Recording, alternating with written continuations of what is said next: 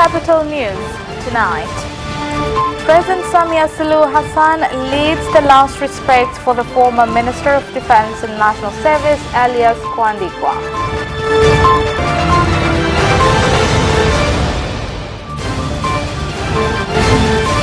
The leader of Chadema and 3 co-accused face new charges.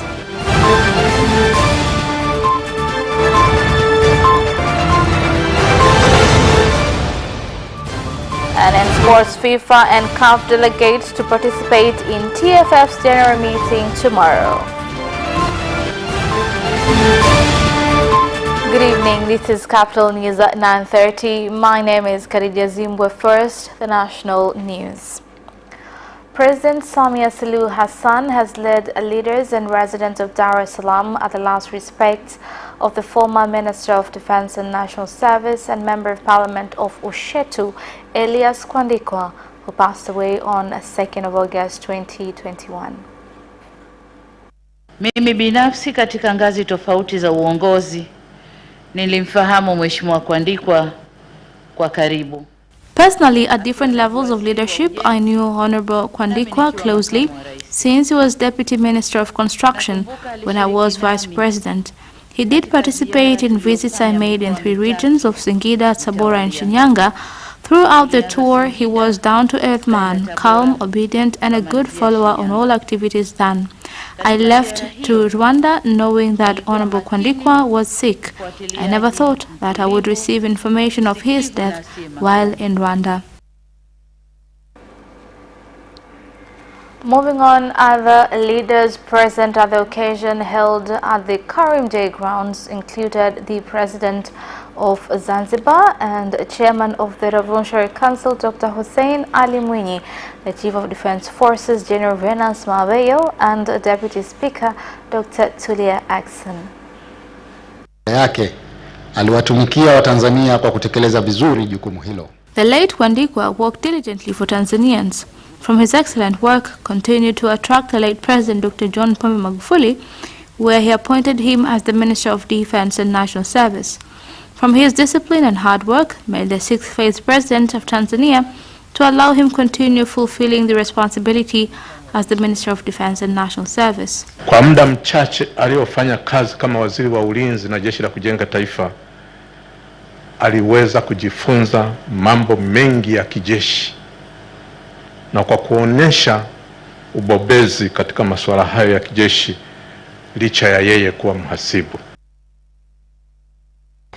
Opposition party Chadema's national chairman Freeman Mbowe and 3 others have had new charges added to earlier offenses, bringing it to 6 charges, including financing terrorist activities and raising funds for terrorist activities. Here's more on the report.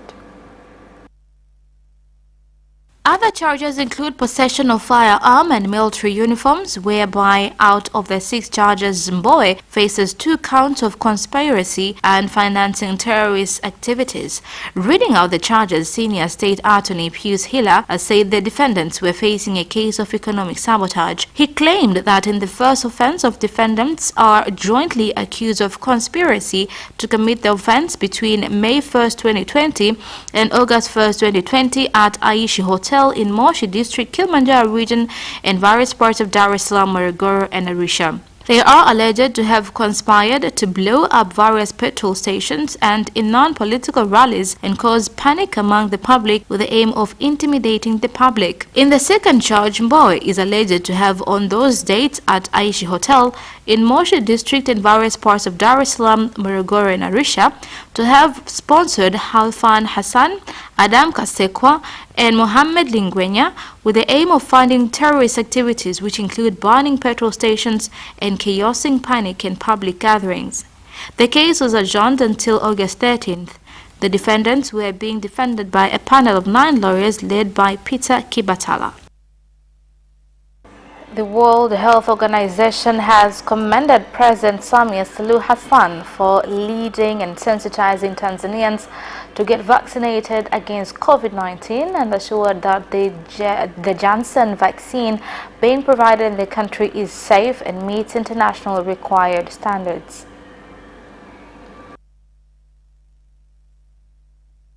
correct. Then the other thing I want to say is vaccine is important. We have seen many lives being saved since the beginning of the vaccine in different countries, but vaccine is not a magic bullet. Just having vaccine does not stop the pandemic. The original COVID virus, one person could infect maybe 2 people, the original one. When it comes to alpha variant, 1% could infect up to 3-4 people. But the Delta variant, the one which is circulating now in many countries, 1% could infect up to 8 or 9 people. This is how infectious it is. So unless, in addition to our vaccination, we mask, we do social distancing, we wash our hands, sanitize our hands. The resident magistrate court in Arusha has begun hearing evidence from the 8th witness in the armed robbery case facing the former district commissioner of Hai, Lengai Ole Sabaya, and 2 co-accused. Here's the report. The 8th witness, Magdalena Zulfa Malia, the wife of the 6th witness in the case, Bakari Msangi, told the court that on February 9th at 10 p.m., her husband phoned to tell her that he had been kidnapped by Sabaya and that he had been badly beaten, and that at that moment they were at Tuliad Lodge in Sakina area. He told her to look for a man to accompany her to where he was. The witness said that when they got to the parking area of the lodge, they saw many cars and people in 3 groups, and that she identified one of the cars as a government's, with 2 youths leaning against it. She said that her companion got out of the car and went to ask the group of people if they had seen Bakari. He was told that Bakari's name was not in the guest names recorded that day. But when they were about to leave, she received a call from her husband begging her not to leave as he was inside one of the white cars. The witness told the court she saw Sabaya coming out of the hotel holding a big khaki envelope, and in the other hand he held something which she later found out was a gun, and headed towards the white car. She then went towards and kneeled before Sabaya and begged him to release her husband as they have very small children and that she was sick. She said Sabaya then pointed the gun at her head and mouth and ordered her to leave while swearing at her. The witness told the court that they then left in 4 cars, and when they got to Arusha Vocational Training Center, the car with Sabaya stopped and let her husband out with instructions to meet the following day with Muhammad Saad, and that they were not to go to the police or hospital. In the court, the 8th witness identified the first accused as Lengai Ole Sabaya. Now, 4 out of 6 bandits were killed during a fire exchange with the police force in Lindi. The incident occurred after the criminals committed armed robberies in Liwale and Nachingwea districts while heading to Ruangwa district along the Nanganga Stesheni Road. The police force used cars and motorbikes at the areas where we set a trap, and that was when they came on a motorbike which carried a driver and 2 passengers. When they were stopped by police officers, they began shooting at the police officers. At the scene of the incident, 4 of the robbers were injured and 2 got away. While on the way to the hospital, the casualties died. Usiku wa kuamkia leo tarehe 5 kuamkia tarehe 6 leo. We have received 4 dead bodies with gunshots on the chest, backs, heads and broken legs. More than 300 pupils at Mwamala Primary School at Itilima District, Kishapu, District Shinyanga region have been learning under a tree, with others sitting on the ground due to lack of classrooms and desks at the school. Hitaji ni vyumba 12, yaliyopo ni madarasa 4 na mapungufu ni madarasa 8. Requirements include 12 classrooms, 191 desks, 21 latrine holes. Maelekezo ya Mheshimiwa Mwenyekiti, mkuu wa wilaya yachukue myafanyie kazi. From directives given by the chairman, I urge the district commissioner's office to work on them by taking at least 40% from development funds to support this school. The Immigration Department in Dar es Salaam has arrested 13 illegal nationals, including one from Egypt, 5 Burundians, 1 Ugandan and 2 Tanzanians who are alleged to have been involved in human trafficking.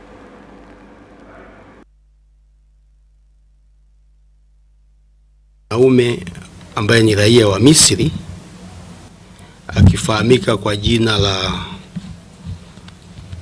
la bwana Mohamed Mosi mwenye umri wa miaka 53 pamoja na mke wake ambaye ni raia wa Mauritius, kwamba watu hawa wamekuwa wakijihusisha na tuhuma za kukusanya pesa kwa raia wa Tanzania na wageni vijana, kwa maelezo kwamba wanawapeleka katika nchi za ughaibuni kwa ajili ya kwenda kufanya kazi mbalimbali katika maeneo hayo. And that is the end of national news. International news follows shortly. Are you ready for some great news? I'm Christine Mundwa. And I am Eddie Micah Jr. with the brand new DW News Africa, the show that tackles the issues shaping the continent. Now with more time to offer an in-depth look at all the trends that matter to you. What's making the headlines and what's behind them? We're on the streets to give you in-depth reports and insights. DW News Africa.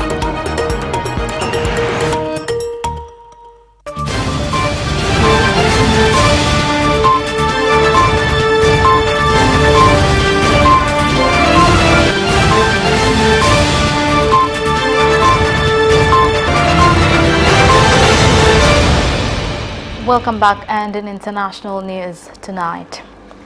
Thousands of people fled wildfires burning out of control in Greece and Turkey on Friday as protracted heat wave turned forests into tinderboxes and flames threatened populated areas, electricity installations and historic sites. Here's more on the story. On the Greek island of Evia, the Coast Guard mounted a major operation to evacuate hundreds of people by sea using patrol boats as well as fishing and private vessels to rescue residents and vacationers from encroaching flames overnight and into Friday. Dozens of other villages and neighborhoods were emptied in the southern Peloponnese region and just north of the Greek capital Athens as blazes raged through pine forests. More than 1,000 firefighters and nearly 20 aircraft are now battling major fires across Greece, where several European countries are sending or have already sent firefighters, planes, helicopters and vehicles to help. Traders are counting losses after a fire broke out yet again at the Gikomba market in Nairobi, Kenya. The fire, which started in the early morning hours, engulfed a part of the second-hand clothes section where traders have blamed the fire force for arriving late to put out the fire.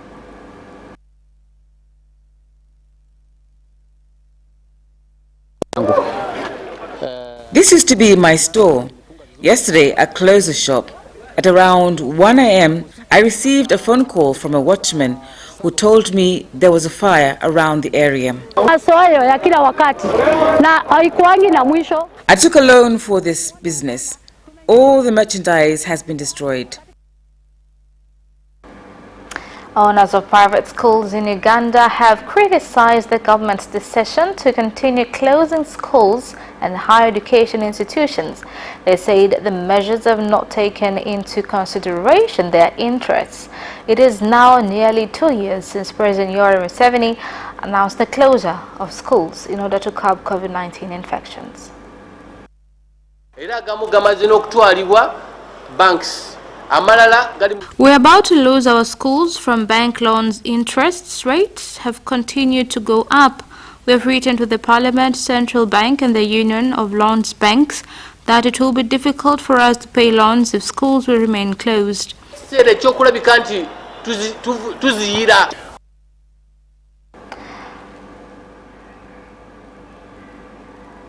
Moving on, South Africa's former President Jacob Zuma, jailed for contempt of court last month, has been admitted at a hospital outside prison for medical observation. No reason was given for the hospitalization on Friday. Apart from that, it was prompted by a routine observation. The Department of Correctional Services said that as a former president, Zuma's healthcare needs required the involvement of the South African Military Health Service. Zuma's foundation, while confirming that he was in hospital, said it was for his annual routine checkup. Zuma is expected to appear in court in less than a week to attend the resumption of a long-running corruption trial. And that is the end of international news. Business news follows next.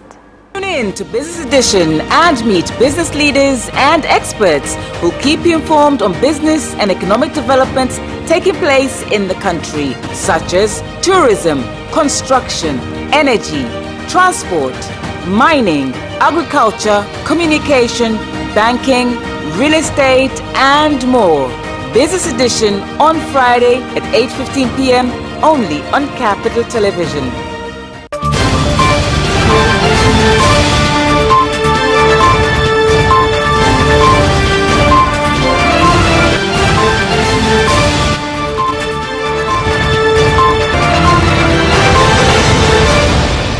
Welcome back, and in business news tonight. The government, through Tanzania Fertilizer Regulatory Authority, TFRA, has announced alternative fertilizer for farmers which they can buy at affordable prices compared to Damian phosphate DAP and urea fertilizer, whose prices have increased.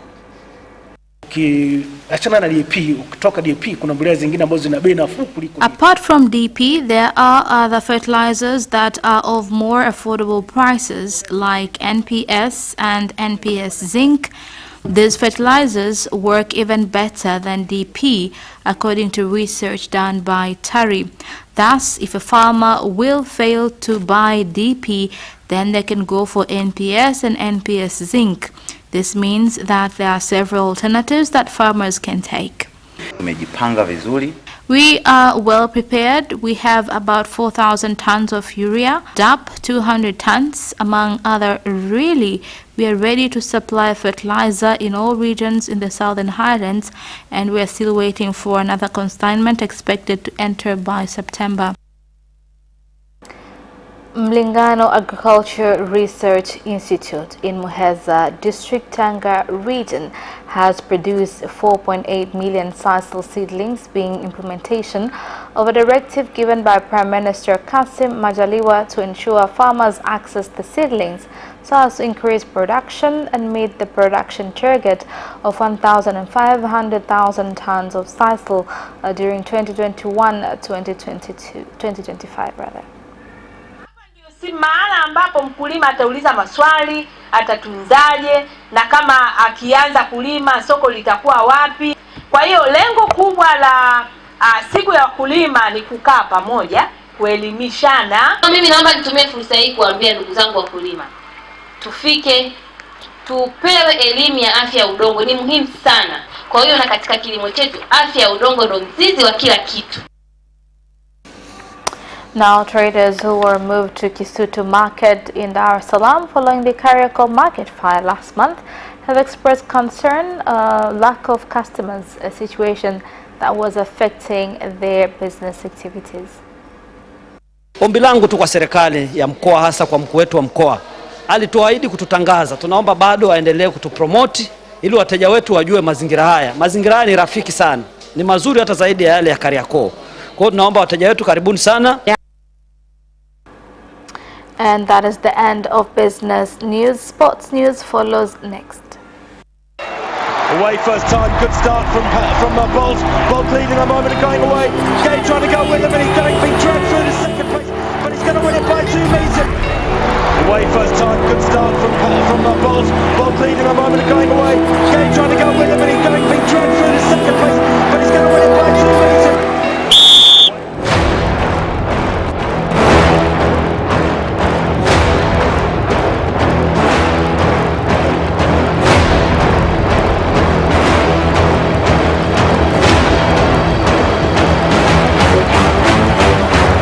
Opposition, Joaquinho, he did lose to Lim.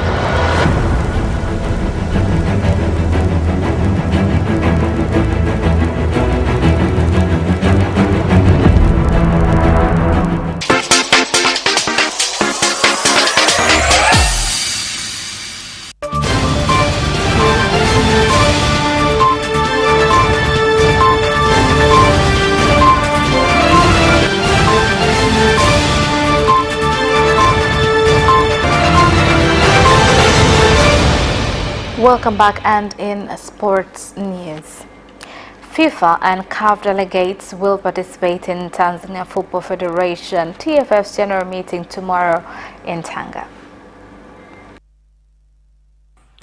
Kweli maandalizi ya uchaguzi mkuu, huu ni mkutano mkuu wa kawaida wa TFF.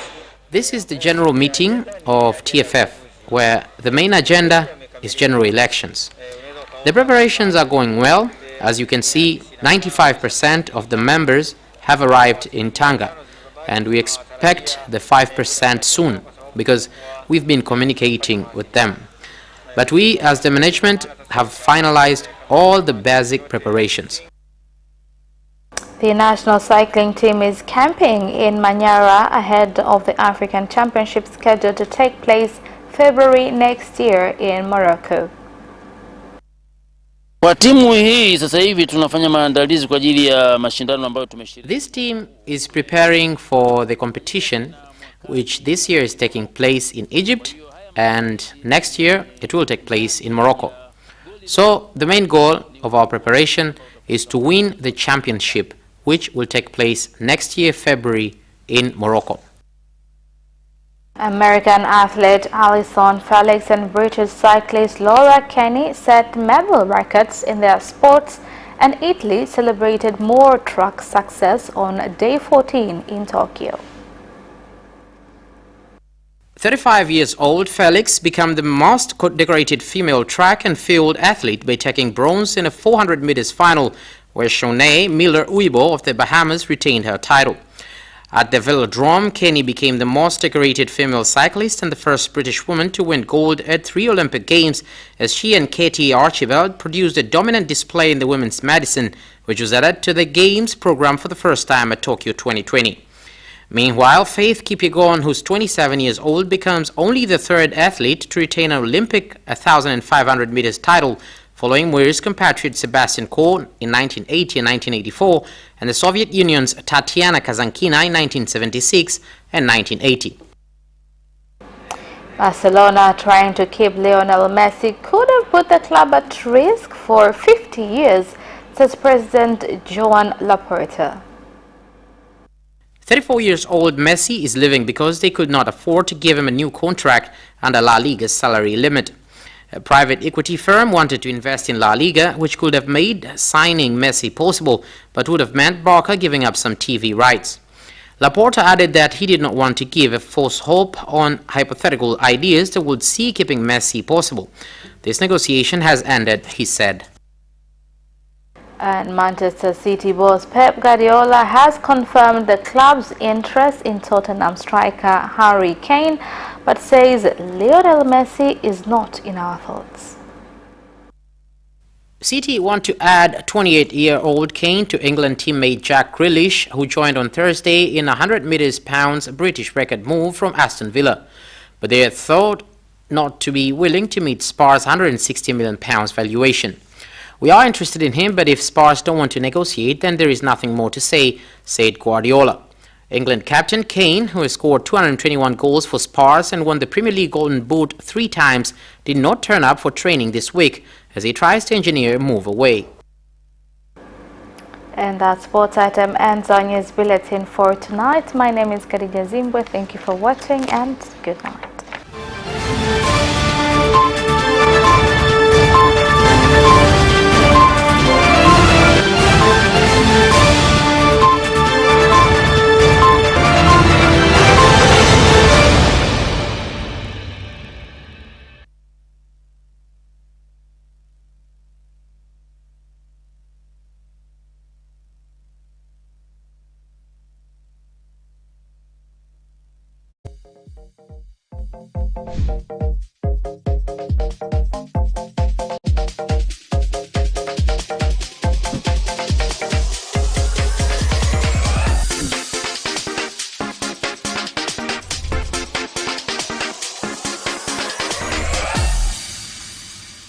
You can watch Capital News live on our social media accounts, YouTube Capital TV and Facebook Capital Television Tanzania from Monday to Friday at 9:30 p.m. Don't forget to subscribe and put notification on.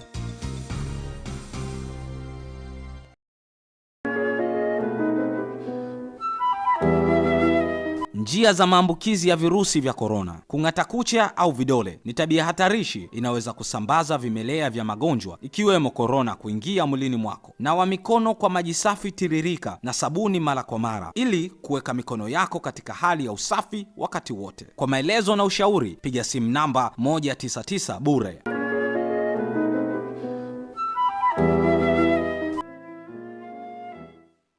Ule msimu wa 88 ndio huu. Vituo vyako bora vya ITV, Radio 1, Capital Radio na Capital Television tunakuletea ofa kabambe. Pata fursa ya kutangaza nasi kwa bei ya punguzo kabisa. Nunua matangazo manne ya sekunde 30 kwa upande wa television kwa shilingi 500 na kwa upande wa radio matangazo madogo madogo, yani casual advert manne kwa shilingi 100. Ofa hii ya msimu wa 88 pia inahusisha vipindi vya dakika 5 na 10 kwenye TV na Brand Talk kwenye radio. Kwa maelezo zaidi, wasiliana na idara ya masoko kwa simu namba 0658777144 au 0676777147. Changamkia ofa hii, kwani mwisho wake ni tarehe 15 mwezi wa 8 2021. Vigezo na masharti kuzingatiwa. Away first time, good start from Bolt. Bolt leading the moment and going away. Gay trying to go with him and he's going to be dragged through to second place, but he's going to win it by 2 meters. Away first time, good start from Bolt. Bolt leading the moment and going away. Gay trying to go with him and he's going to be dragged through to second place, but he's going to win it by 2 meters.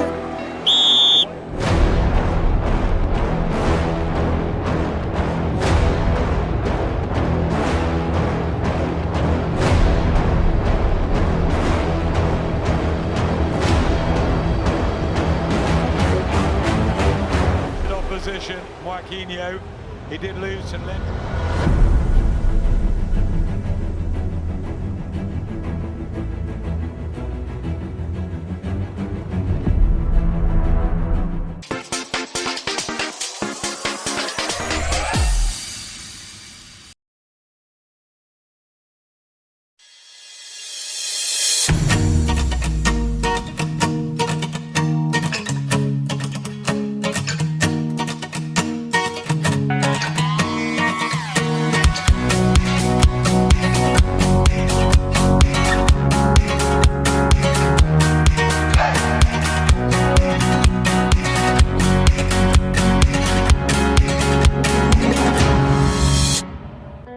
It's Culinary Delights every Sunday at 7:30 p.m. only on Capital Television.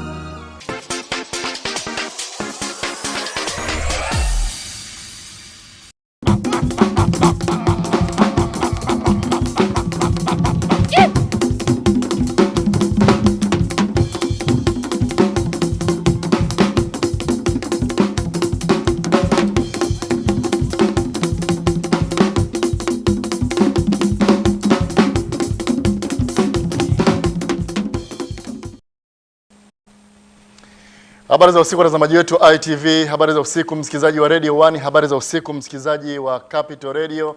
Ni siku nyingine tena tunakutana kwenye kipindi cha malumbano wa hoja ambapo tunaweka mada mezani na tunapata fursa kuweza kudadavua mada hiyo kwa kinaga ubaga na wataalamu wetu ambao tumewakaribisha moja kwa moja mubashara kuja hapa studio Mikocheni, Dar es Salaam. Na kama ilivyo ada, kipindi hiki cha malumbano wa hoja kinakuwa na wachokoza mada, wanapata nafasi ya kukaa meza kuu, alafu baadaye pia tunatoa nafasi kwa wewe mtazamaji na msikilizaji kuweza kutumia nambari yetu ya simu ambayo tutahitaji pale baadaye kuweza kupiga simu, na kama una swali, una hoja yoyote ile kuhusiana na kipindi hiki au kulingana na mada ilivyo hewani, utapata fursa na wewe ya kuchangia. Julai 24 mwaka 2021 ilikuwa ni siku, naweza kusema ni siku ya kihistoria mara baada ya Tanzania kuweza kuingia kwenye mpango wa kimataifa wa kupokea chanjo, yani COVAX, ambapo tulipokea chanjo aina ya Janssen kutoka katika kiwanda cha Johnson Johnson, na chanjo hiyo ikaja hapa nchini Tanzania. Na chanjo hiyo tarehe 28 mwaka huu Rais wa Jamhuri ya Muungano wa Tanzania Mheshimiwa Samia Suluhu Hassan aliongoza kampeni ya kitaifa kuweza kuchanja pale Ikulu Dar es Salaam Magogoni, na baadaye chanjo zikaanza kutolewa kwa Tanzania waliokuwa wengi hapa nchini Tanzania, na zoezi la utoaji wa chanjo bure na kwa hiari linaendelea mpaka hivi sasa katika maeneo mbalimbali hapa nchini kupitia chanjo hiyo ambayo tunayo katika awamu ya kwanza ya Janssen.